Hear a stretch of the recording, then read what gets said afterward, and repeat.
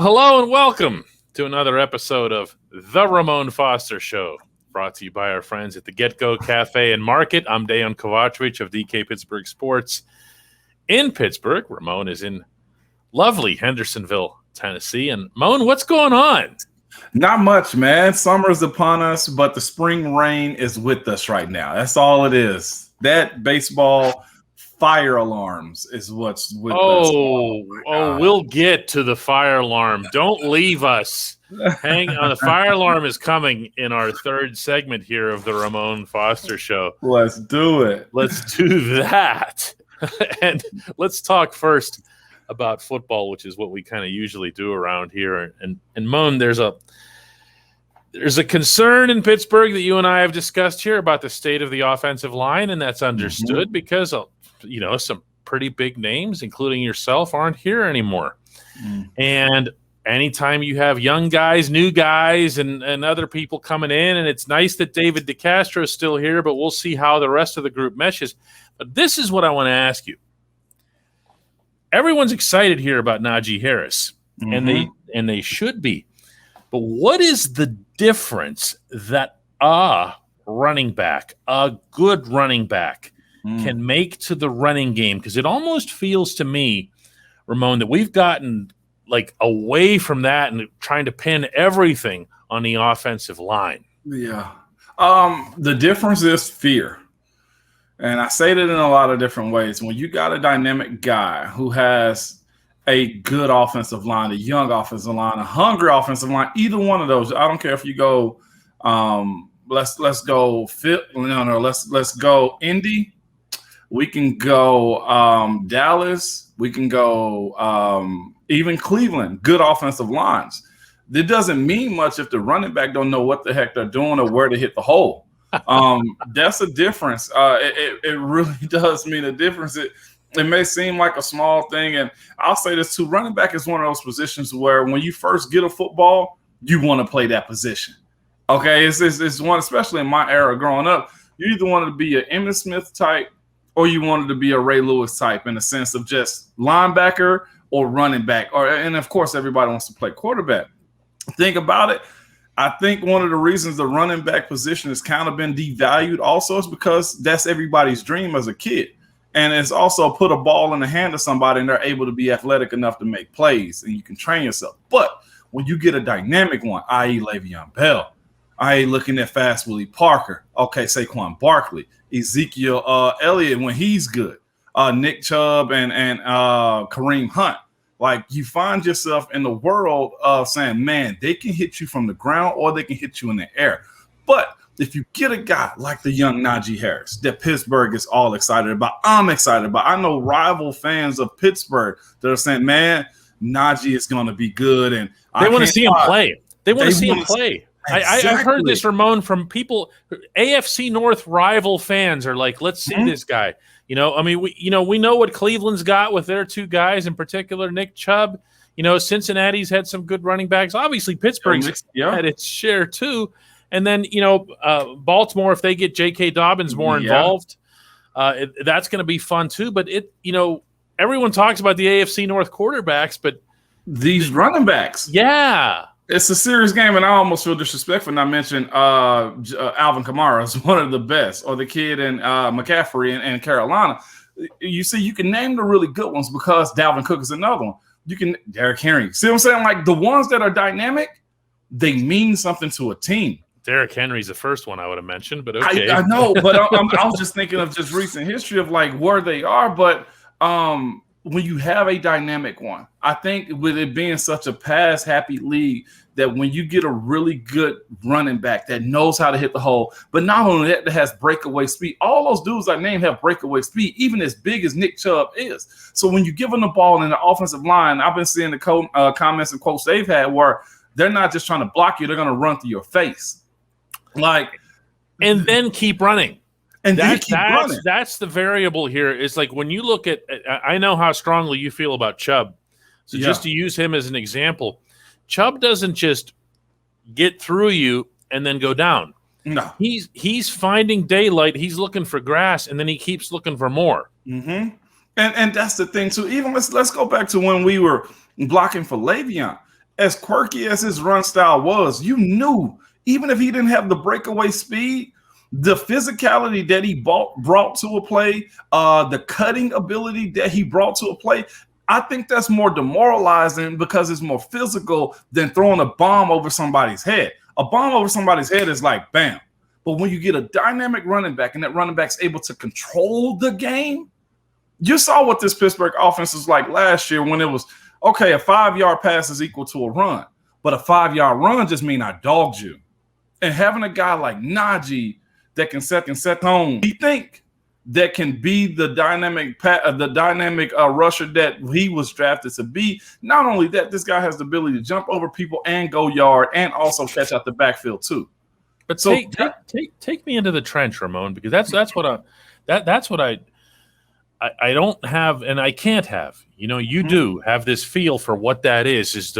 I know everyone always likes to say these things. Well, what percentage of it is this and what percentage of it is that? That's impossible to say. Yeah. But the running back does control some of his own fate. He does. Because if you're it's been times where we block for guys. And you can probably go back to some of those tapes, that film, okay? And we'll have it sealed off backside and he goes front side. If he waits just a half a second longer, it's a 10, 15-yard run, maybe even more, depending on what he does with the ball in his hand. That's the control that they have. It's a matter of not seeing ghosts in the sense of Sam Darnold, okay? Like if you hit the hole and know where you're supposed to be, have a knack for playing a position the way it's supposed to, or if you're fast like Willie Parker was and just hit the edge and say, catch me if you can, that's the part of the game where you can control. You know what I'm saying? Like I saw it. You know what I'm going to cite here? It was Cincinnati when you ran the same play. Yes. Was it 3 times in a row? I felt like it was 6 times in a row. I'm sure they felt like it was 60. Yeah. And it was the Steelers offense basically giving a universal finger to the Bengals defense. Yeah. And their coordinator and everybody was saying, listen, we know you probably, I wouldn't be surprised if you guys got down in the line of scrimmage and were shouting out that the play was coming. Like they tried to, I remember that sequence, okay? Like they tried to overplay that side. We pretty much lined up in the same formation, may have changed like the motions or the running back setup or whatever the case may have been. But I remember by the 3rd or 4th time we ran that play, like they were trying to scrape over the top of me and Al, okay? Like they were trying to move and stop the play. But the thing is, once they started doing that, like Le'Veon could go the other side, the backside, the other way. Like it's so many different facets when you have a smart running back that's able to get the job done. Like they tried to adjust. But I'm telling you, DK, being able to do that, line up and knock them down is probably more effective and demoralizing than going 60 on a slant or 20 on a bomb for a first down. I'd say being able to run the ball at will is probably as equivalent to making it on a 3rd and 23. Yeah, but you're talking about the impact on the opponent. And I've also seen the reverse where I'd see you guys after a game in which you ran the ball and you were like,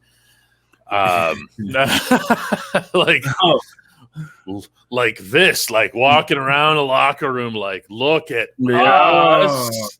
And it was just a different vibe than if you had like a 400-yard passing game or something like that. And go ahead.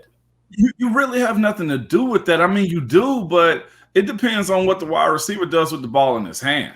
Like when we finally saw what Le'Veon can do, I think in that London game when he really just was like, oh yeah.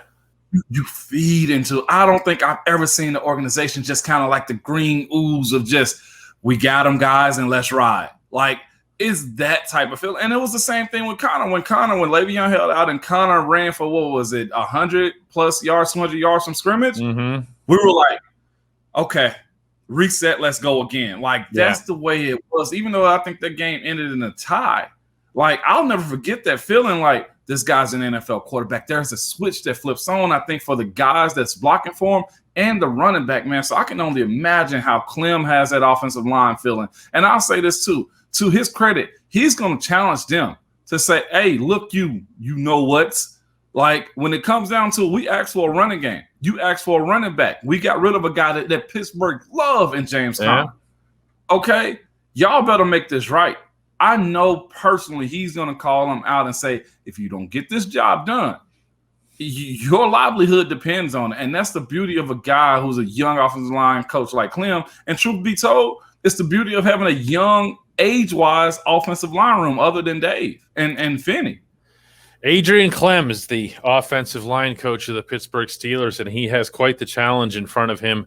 He's got David DeCastro and a whole lot of other guys who are going to be battling for starting jobs in Latrobe, and that's going to be something to see. When we come back on the Ramon Foster Show, we're going to talk about who is the real king, potentially, of the AFC. Welcome back to the Ramon Foster Show, brought to you by the Get Go Cafe and Market, where they serve hot, fresh food made to order around the clock. Can't be matched most anywhere right about now. Ramon, let's talk about the conference as a whole. You know, when you guys are gearing up for a season, there's always a lot of focus on the division, but ultimately you got to get through the conference to get to where you want to go here.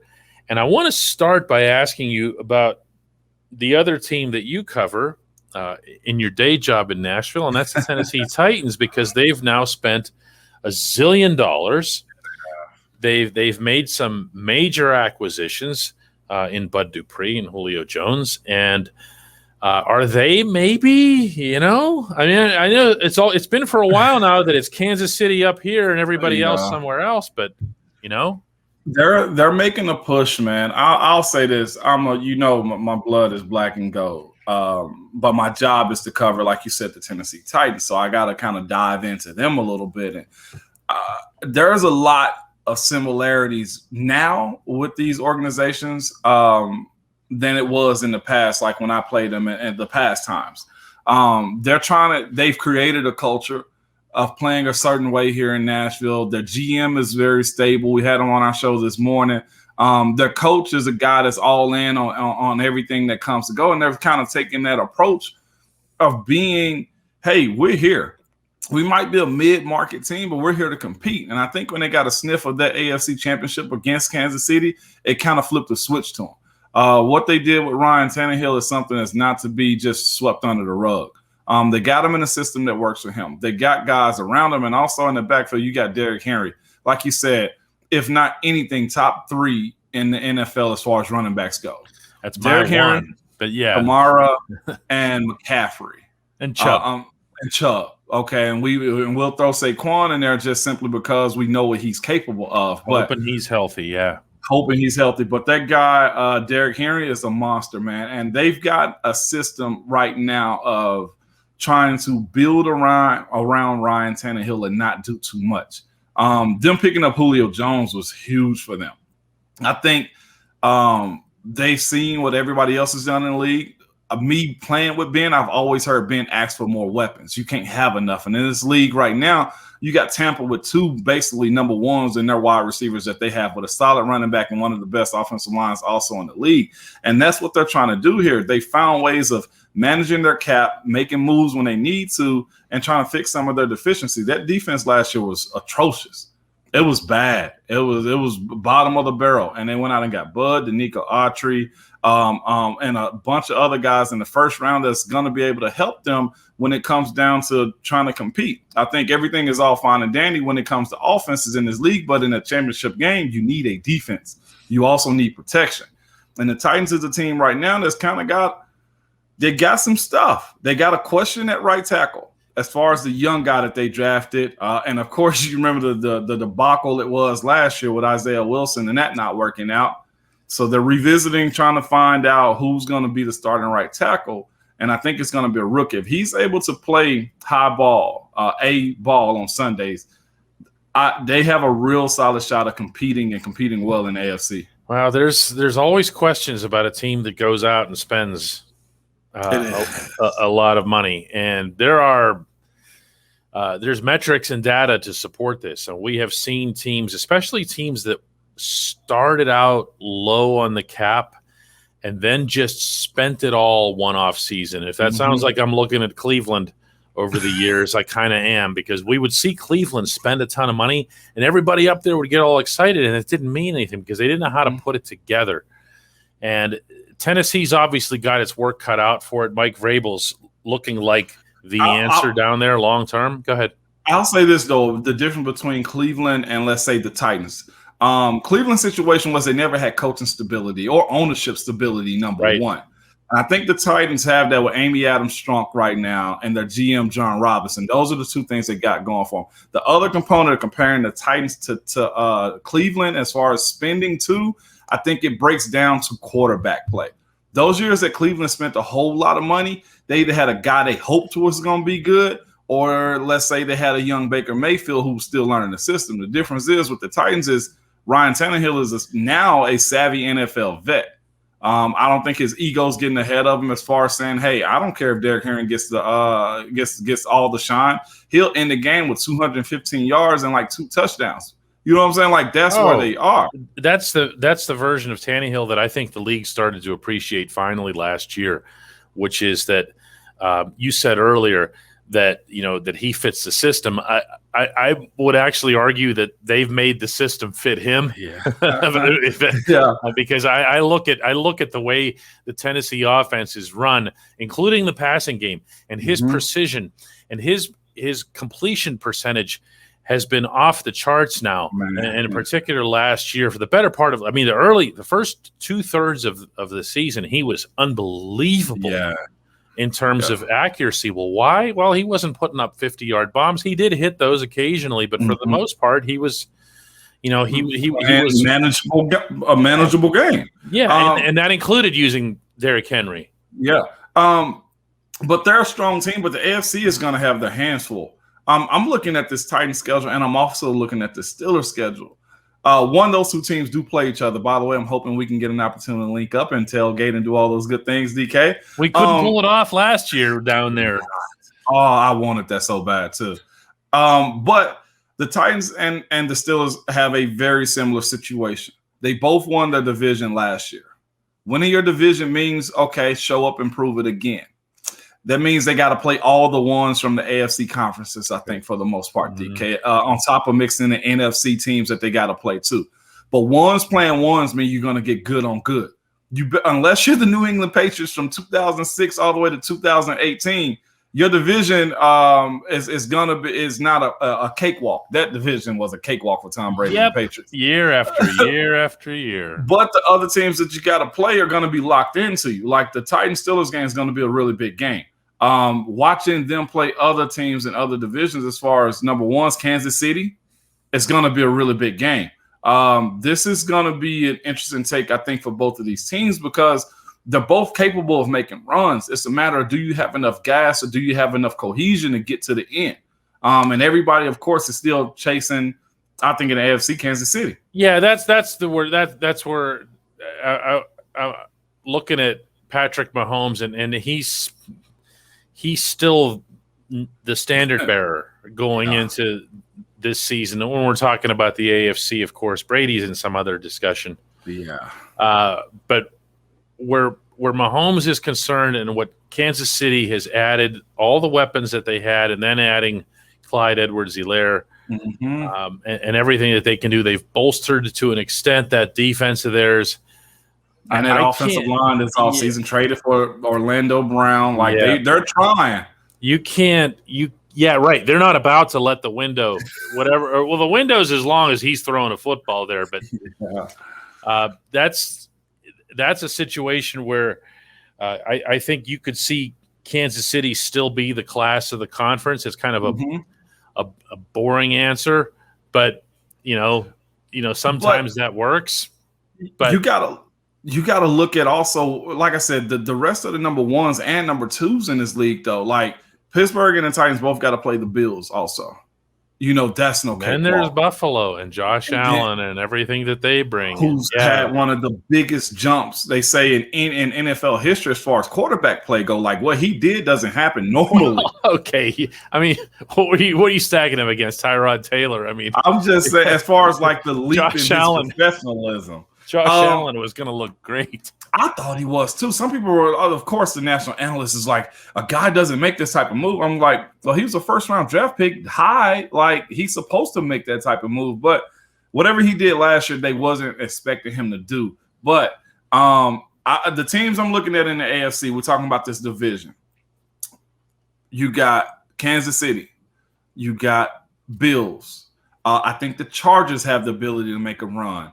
The Titans, the Steelers, Baltimore. I was going to say, you can never, you just can't do it. You can't sound like a sane person and talk about the conference without mixing in Baltimore and Pittsburgh. Yeah. And who knows what the heck becomes of Cleveland. I'm still not. But the thing that they have, though, DK, is they have a top five offensive line. They have a quarterback. Finally, after 30 years. They have a two-headed running back, just monster in the back. They have receivers. I don't know what they're going to do with Odell. I still think Odell might be a player they move, just because you just don't know what you're going to get. He's dynamic as ever, but it might benefit them to move him unless he comes back right-minded and ready to go. Kansas City, you know what they got. The Titans, you know what they got, and especially adding Julio in. And like I said, you still can't count out Miami. I was going to say, Ramon, there's got to be like one. There's always one team that pops up somewhere, because the easiest thing to do is to look at next season and then just look back at last season and say, well, it's going to be like this.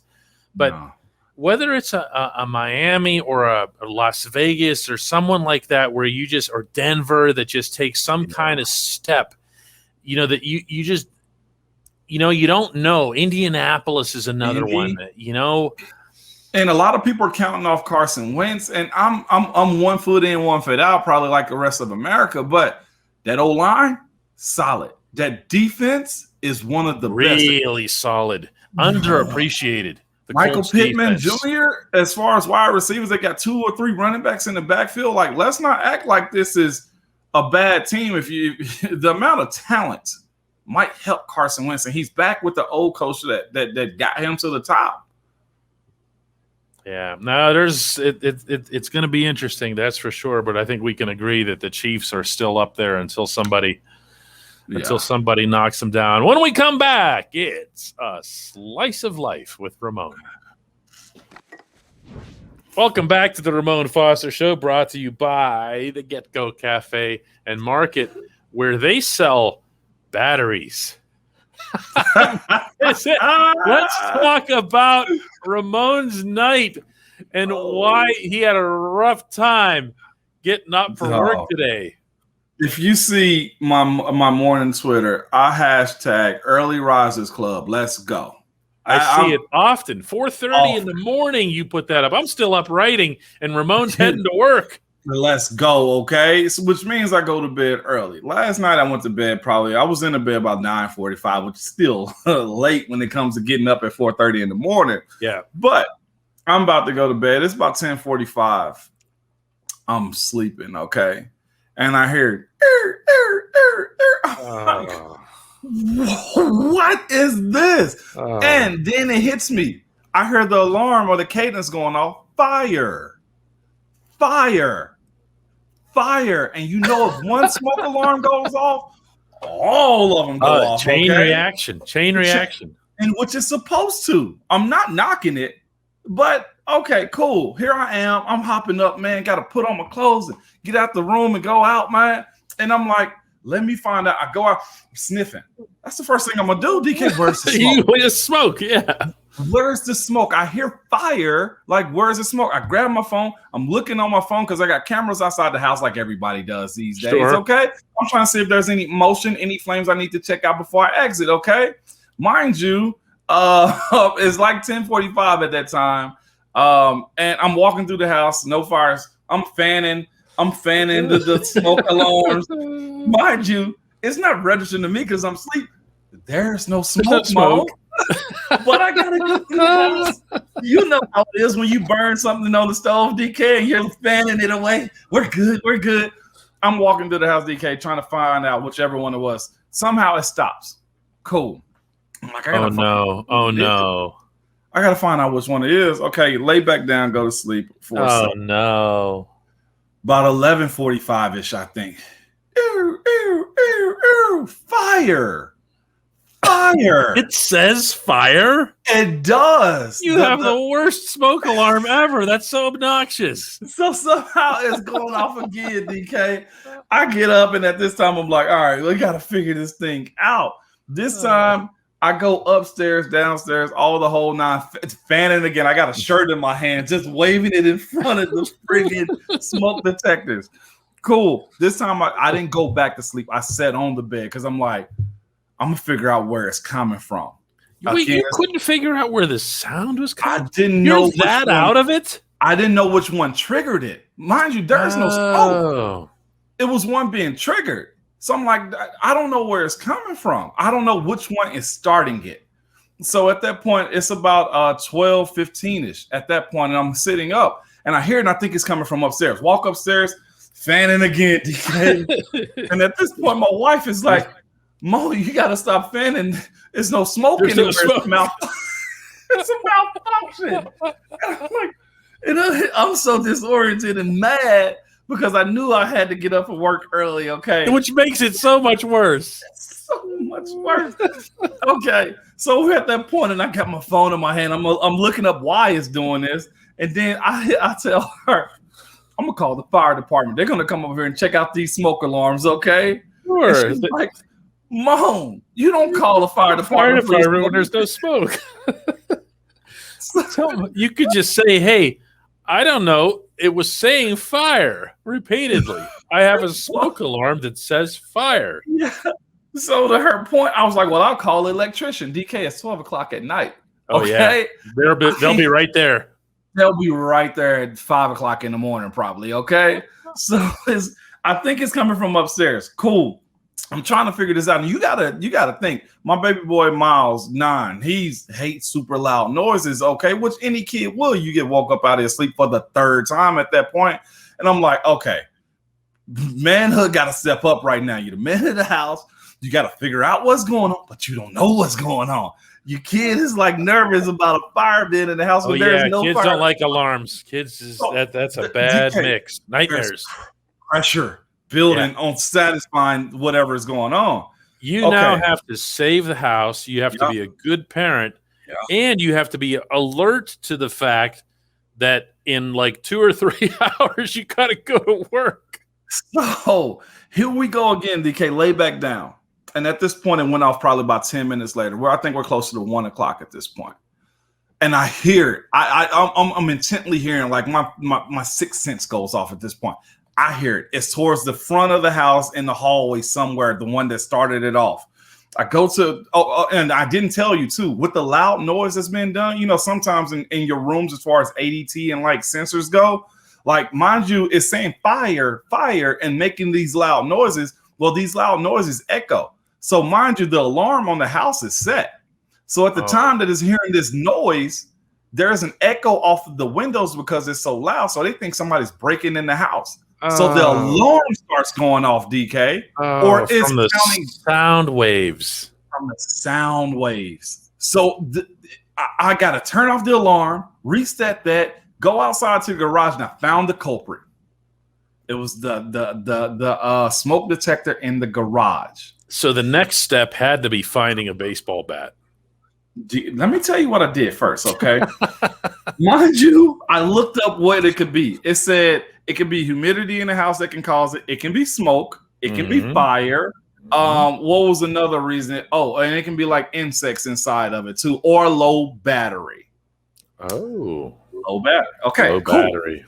Let's get to the point. This is gonna blow your mind, DK. Here it goes. Okay, here it so goes. I go to the garage. And you know how garages are. Sometimes there's spider webs and stuff like that around somewhere. It can get a little messy, yeah.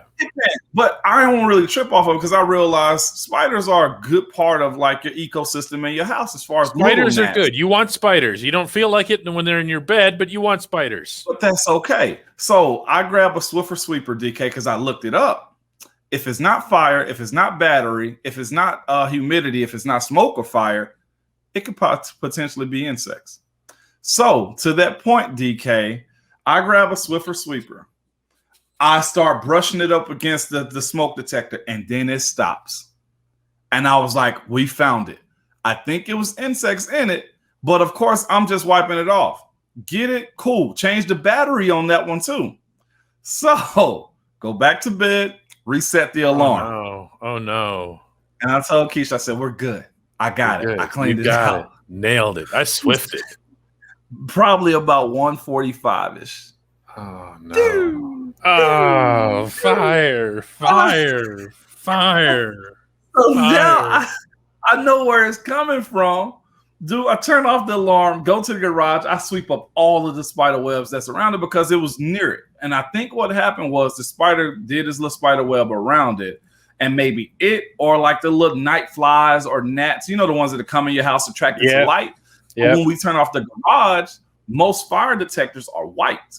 So they're probably attracted to the white one. Right. That makes sense. Plus, you probably have one of those little flashing lights, right? Exactly. Yeah. So what happened is insects can get inside of your fire alarms and set it off. Wow. So this is what I did after I went out, and I knew I sprayed it with compressed air. Still didn't work. So guess what I did, DK? Snatched it down. It's gotta go. You mean like just raw? Just get down here and disconnected the cables. No, you will not anymore tonight, man. And at that point, I probably had 2.5, 3 hours left to sleep, DK. Insects inside of the fire alarm. There you go. Wow. Never say you didn't learn anything on the Ramon Foster Show. Oh, my God. Our special guest next week, by the way, on the Ramon Show will be that spider. we need to come up with like a name that's more clever than like Daddy Long Legs or Daddy Long Night. Hey, Daddy Long Night is what it was. Your boy was struggling today, man. Oh, man. Oh, me, oh, my. Wow. I never would. Would you have ever guessed insects inside of it? No, that wouldn't have been in my top 1 million if you'd asked. I mean, I would have thought nothing other than the battery. I really would have. And I changed the battery.